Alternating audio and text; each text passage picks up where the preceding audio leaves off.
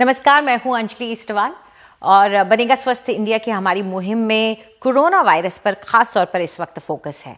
और एक बड़ी बात जो कि अब कही जा रही है कि तीसरी वेव आ सकती है, कब आएगी, कितनी खतरनाक होगी, ये किसी को नहीं पता है। लेकिन एक चीज जो हम कर सकते हैं वो ये कि हम अपने आप कुछ ऐसे कदम उठा सकते हैं कि हम अपने आप को इस तीसरी वेव के लिए तैयार कर लें।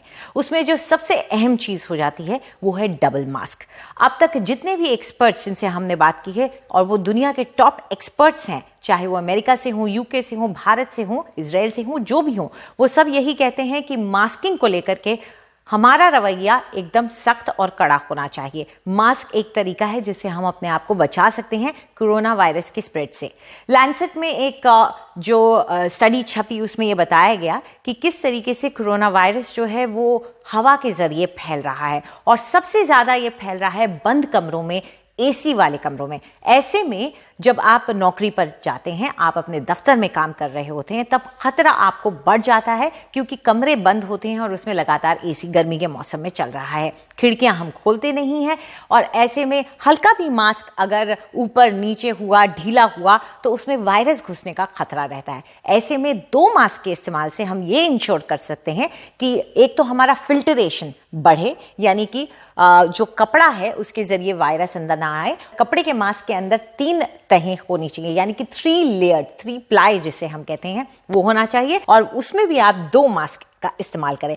मास्क को आप कैसे जांचेंगे? मास्क को आप रोशनी के अगेंस्ट रखिए, देखिए कितनी लाइट उसके जरिए आ रही है। एक अच्छे मास्क के थ्रू लाइट नहीं आनी चाहिए, उसकी फिट अच्छी होनी चाहिए। जब आप उसको पहने तो इधर उधर से वो खुला ना हो। आप उसे पहनकर थोड़ा हवा जोर से छोड़ें, अपने मुंह से और अपने नाक से उसमें हवा छोड़ें, और अपने हाथों से कोनों से फील करके देखें कि कहीं हवा बाहर आपको आती हुई फील तो नहीं हो रही। मास्क आपके इस पूरे एरिया को कवर करना चाहिए। अगर मास्क ढीला होता जा रहा है वक्त के साथ, तो उसमें यहां पर जो आप इलास्टिक का इस्तेमाल करते हैं उसमें गांठ बांध लें।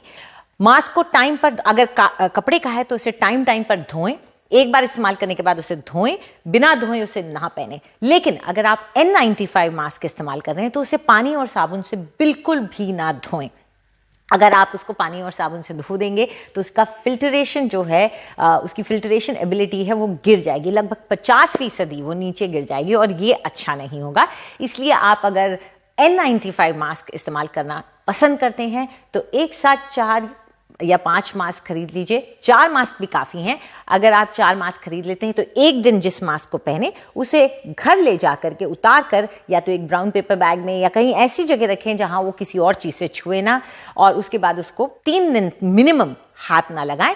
3 दिन बाद वो एक बार फिर से पहनने के लिए तैयार होगा, यानी कि आप 3 दिन बाद उसको चौथे दिन निकाल के पहन सकते हो। अगर आप कपड़े के मास्क का इस्तेमाल कर रहे हैं तो एक कपड़े का या एक सर्जिकल मास्क, ये दोनों एक साथ इस्तेमाल कर लें, या फिर आप एक सिंगल N95 मास्क, अगर नया मास्क है तो वो इफेक्टिव रहेगा।